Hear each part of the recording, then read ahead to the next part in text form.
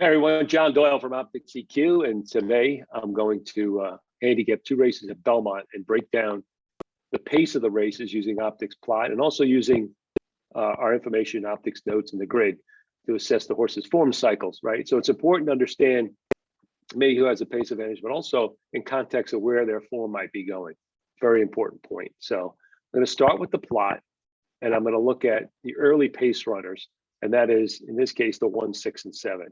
Just to step back for a second, we got a green plot fit, kind of one of the reasons I selected it. Contention is a flame and speed rating is 29, which is about average. So a good contention expected, speed rating average. So 1, 6, and 7, here they are in standard, how they plot, and also on surface and distance.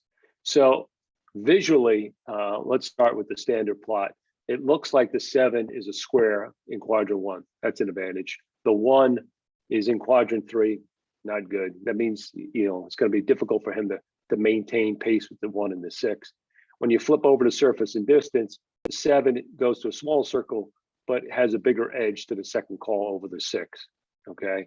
So all in all, even if the 7, he doesn't really need the lead, he's a presser, needs to be up close. Looks like just based visually on the plot, he'll be able to sit a comfortable trip sitting outside the 1 and 6 and be able to move, I think, when he wants to. So let's just try to look at the form if we can confirm some of this. Let me just clear these drawings out. We're going to start with the 1. Mr. Pete was one of the speed horses. Just kind of general form for this 7-year-old gelding. His last 2 starts around today's level, a third to fourth. One race he had a perfect trip, the other one he ran a subpar effort, a C+. It kind of reflects to what we're seeing on the plot. So I don't see any kind of improvement on Mr. Pete, moving up from that 79 based on where he projects the plot today. So 6 was the other speed horse. This horse is dropping off a big layoff. So I mean, he's got some back class, but this is really not a positive move in my opinion. Let me just kind of show you here. I'll draw it on here. Okay, this horse is dropping from 40 to 20. He's kind of dropping. Stakes race, ran a pretty good race, about average race, but it was a stakes race compared to these. Then got the turf, had no finish, then dueled against the flow in a $40,000 level race going long and kind of petered out, and now in for 20. Again, let's the only thing is he's been riding. Let's just compare some of his sprint to route races. That's how he does sprinting work, because today's a sprint. Yeah, I sprinting on the dirt, because he seems like he's been sprinting on the turf. I don't know. Maybe time has passed this horse off a 404-day layoff for a 7-year-old and then drop it to 20. I just think there's not enough here to overturn what we saw in the plot. So again, let's go to the 7. And it looks like, from our perspective, segmenting the early pace, yeah, the 7 has shown the ability to win lots of times. I mean, it looks like this horse likes to win. His only loss recently was in a stakes race. Again, the only question mark I have with this horse is the drop. I mean, he's another horse that, he won at the level. I guess he had some old class, back class. Then they brought him back at a very reduced level. He did win, did get a trip. Then the next race, it went back to a stakes race. Didn't do as well, but did okay. I mean, that race was really kind of spaced out. Got a B- in a stakes race, and then won a allowance, standard allowance kind of race. He was on a good part of the track that day. So again, comparatively from the early pace scenario, he wins the matchup. Does he win the war? Let's move on and look at some of the other horses. But so far, early pace segment goes to the 7 clearly. Okay, let's look at the horses kind of, I would say, in the presser area. That would be pretty much the 4 and the 5. Those are the horses. I guess the 3, he's really more of a closer, and you could really pretty much downgrade the 3 as far as you see he has this red mark here. That means he doesn't match. I mean, if he's going to closer, he needs to be a square in this particular instance. So I'm going to throw out the 3. So I'm going to look at the 4 and the 5 for our kind of pressers, horses that will be kind of get the first run on the 2, who is the kind of, I would say, the lone closer in this race. So horse, you're probably going to have to consider too. So let's look at the form. In fact, we'll look at the form of all 3 of these horses when I get there. So let's start with the 4. Okay.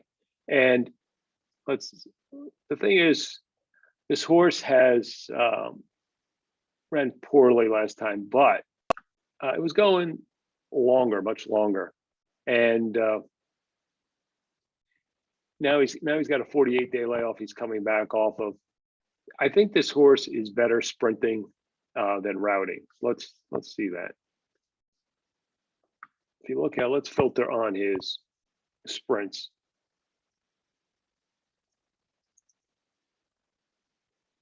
Yeah, I just think in general he's a better sprinter when you kind of compare numbers, and right, he's kind of run in the 90s. Some of this is older form, but still, I think he's a capable sprinter. Let's compare that to kind of his routes. He's okay routing too, I guess. I just think either way, I just think that this horse might be a little bit better sprinting than routing.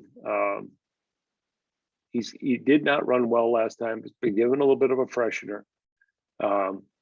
He's got a new barn, so he's gone to this Gooderson, who's just starting out. I think she's kind of an equestrian kind of person, so she's had 1 win recently. But it's good to see McCarthy take the mount here. So I just, again, he's okay, just okay on the 4. Look at compare that to the 5. The 5 I don't like particularly. Right, this horse here was claimed for 40 in this race, and then runs a really bad effort, and then they drop to 20 in 7 days. I just don't like that angle. So I mean, not that I love the 4, but I prefer the 4 over the 5 in those presser scenarios. Okay, and then let's finally look at the closer in this race, to 2.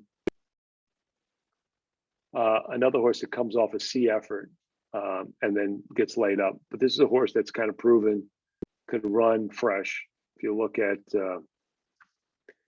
this race here, I mean, that was Finger Lakes. Look at here, ran 7th, ran okay, in the debut.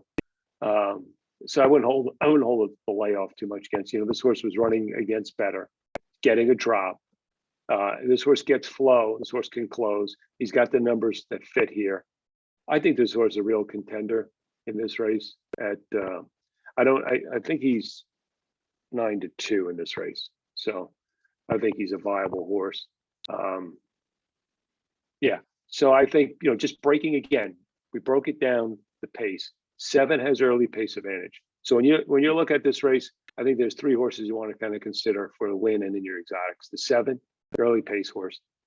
The 4, the kind of the presser, and then the closer 2. So 7, 4, and 2 is the way I broke it down. I think the other horses don't match up based on pace and other things. Okay, so that is race 6 at Belmont. I'm going to go to race 8 because I thought that was a fairly interesting race. It's a turf sprint, and they're going to do kind of something similar here and break down the pace. And this is a little bit interesting, this race. First of all, this is a turf race, and the 7 is an MTO. So I think the weather looks pretty good in New York for Thursday. So I'm assuming that horse is not going to run because the race will stay on the turf. So the other thing I want to look at is the number 6 and the number 3 horses. You can see that 6 is an EP. He just doesn't match up early, right? So he's a horse that's going to need to be up close, and he might be, but it doesn't look like he can sustain it, right? That's why he's down in quadrant 3, and then the circle just kind of verifies that. And that's the same thing with the 3. So I'm going to lose these horses. 3 and 6 for me are elimination tosses. So that leaves me with the 1, the 5, the 8, and 9. 5 is more of a kind of a presser closer. It's kind of iffy. We'll go into the form of the 5, but a little bit against him. Looks like the 1, 8, and 9. And you can see that the 1 does not plot here. Okay, and the reason for is the first time he's going to actually sprint. So it's a little iffy, right? He looks like he's the speed of the speed. He's got a square, but this is the first time he's sprinting. The 8 is a real sprinter. So the 8 is really going to put pressure. I'll show you their form and explain that a little bit more. So the 9 looks like kind of a stalker who's coming off a layoff. So he's viable too. I just don't think he runs as well. His best races off a layoff, might need a race, but a horse you can consider underneath. So 1, 8, and 9, we're going to evaluate them now because I think that's your early pace in this race. Okay. And it, you know, there's a possibility that 3 and 8 can apply more pressure. So keep that in mind. So the 1 is a horse that's been getting easy leads routing in his first 2 races, is able to win. Then the horse did not get an easy lead and didn't win. You can see, let me just see if you're seeing that, right? So it's great having these notes, right? Easy lead, easy lead. So when this horse didn't project to get an easy lead, he didn't, and he lost. Okay, comes back, gets another fairly easy lead, and hangs on by a nose. Okay, now they're going to cut this horse back. So they look at all the layoffs too on this horse, right? So obviously, this horse, he's got an issue, either breathing or something, because they're cutting this horse back, you know, which makes, why wouldn't you keep this going longer? There's just many more opportunities going routes than there are. He's moving up in class. He's trained by Chad Brown, so this horse is going to get a lot of attention and might be overplayed. Okay, so again, that's part of evaluating the pace, right? This horse, you know, if he can get the lead, it might be all over, but still, getting the lead is going to be the thing, because this is going to be the first time he's actually in with sprinters. And, you know, it's just a different game when you're in with sprinters. And the 8 is a speed horse. And you can see shorter. I mean, this horse is 6 furlongs, right? We have these labels here all over this horse's, you know, line, sprinter, shorter, right? And then his last 2 races, he shows real grit. And so this horse can dig in. So I'm thinking this horse is going to give the 1, if the 1 decides to go from the gates, not going to get an easy lead. And if this horse can just pop out, he's got the potential to wire this field, because he could be the speed of the speed. It all depends on the 1. Okay, so that's one scenario where in fact, I like the 8 better in the early pace scenario. Now the 9 is another horse you want to consider, because he can just, you know, trip out this race sitting behind the 8 and the 1 go. The only problem with this horse is the layoff for me. He runs okay, just not great off layoffs. You know, second, didn't run one of his better numbers. You know, maybe it was kind of ran a good number, but 4th off a layoff. Another 3rd. Yeah, I kind of like him underneath more. But you know, and he's 4 to 1 in the morning line, so it's not like if he was like 8 to 1 or something, I could say I can get behind it a little bit more. But you know, this is a horse that he's got talent, he's kind of got class. So I'm just wondering if this maybe even is a prep or something, just kind of get him restarted again. So horse to watch, but I, you know, think from take a look at the prices between the 1, the 8, and the 9. If the 8 is not taking as much money, he might be more up to play than the others. Okay, so that leaves us really with kind of pressers, and really the pressers and closers all kind of fit into 1 as far as I'm concerned. And let's face it, there's 2 that really stand out, the 2 and the 4. Those are the horses, the big squares. Those are horses that will sit off of this potentially contentious pace and come running late. And so let's evaluate those. Those are the horses that I would be looking for from off the pace. First things first, every time I kind of look at this, especially on the turf course like this at Belmont, is I prefer horses that are inside, could save some ground, maybe an inside out trip and can fire late or come up the inside, you know, if room comes available. So, you know, I prefer the inside horses. Now, the 2 big package ran okay in the exclusive quality, which was a stakes race on the way back. You know, I didn't run okay, he ran kind of subpar, to be honest. But I could really see that race as kind of a prep for this horse. You know, that's just, he might have needed the race. And you can see this is the pattern that he kind of repeated before. Come back, you know, off a one layoff and fired, you know, a much improved effort his second time. Same thing here. So this looks like a pattern for this horse. Come back, second off a layoff, and be able to deliver. And that's what he's sitting on here. So he's got, he's run against pretty good horses. I think he's going to get the pace to run at, and I just could see him getting an inside-out trip. Now, Velasquez, who's on the 8, this is the other Dunk horse. So Dunk has the 8 too, and Velasquez stuck with that horse. So this is the other Dunk, and I think the 8 can only help his chances by putting pressure on the 1. And like I said, if he doesn't clear, then I think this horse got a real pace to close into. He's got this pattern where he kind of improves like 10 points, and that'll definitely put him right there with a big 93, 95 number. So for me, big package looks like the horse that I like. I do want to evaluate the 4 because he is going to get played. He is the morning line favorite. And the reason is he's just come out of the grade 1 Jaipur where he ran a pretty good effort, right? So this horse has been running grade 1, grade 2. And he's another horse that we thought would be better sprinting shorter, right? So I think he gets what he needs to here. The only problem is that he's coming back in 12 days. So you have this horse in a grade 1, and then you bring him right back in an optional claim. I don't know. I'm just doubting this move. Pratt stays, that's good. But it's a trainer that's relatively new on the circuit, Beg, and was switched over from Glatt. So this horse, was a Southern California horse. I'm not sure. I think he's, for me, I prefer the 2 just because of the form cycle. I think this horse ran pretty good. I don't see this horse kind of moving forward off the Jaipur race in 12 days.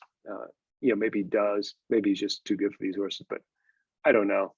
I have my questions. I have my doubts on this horse, and but he does like sprinting. We've seen that before. He's won at San Diego this distance, so this sprinting works for him. I'm just thinking value wise, I'm taking the 2 over the 4.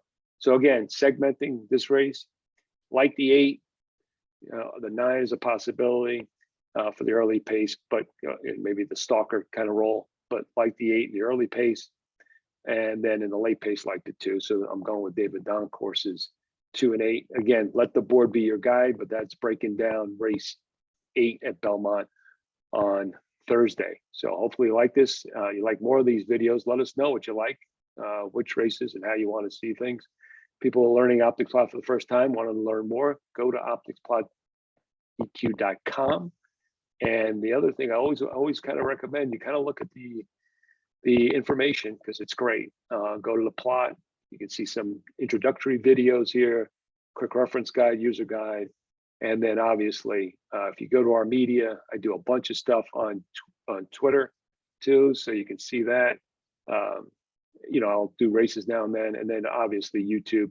You go to our YouTube channel and you can get this video and other videos like it. There's tons of them I do, and I break down races. Some are more kind of teaching and some are more just handicapping. So lots of things for everybody. So hopefully you like this. Let us know. And if there's more of a particular type of thing you want, let us know. Thanks a lot.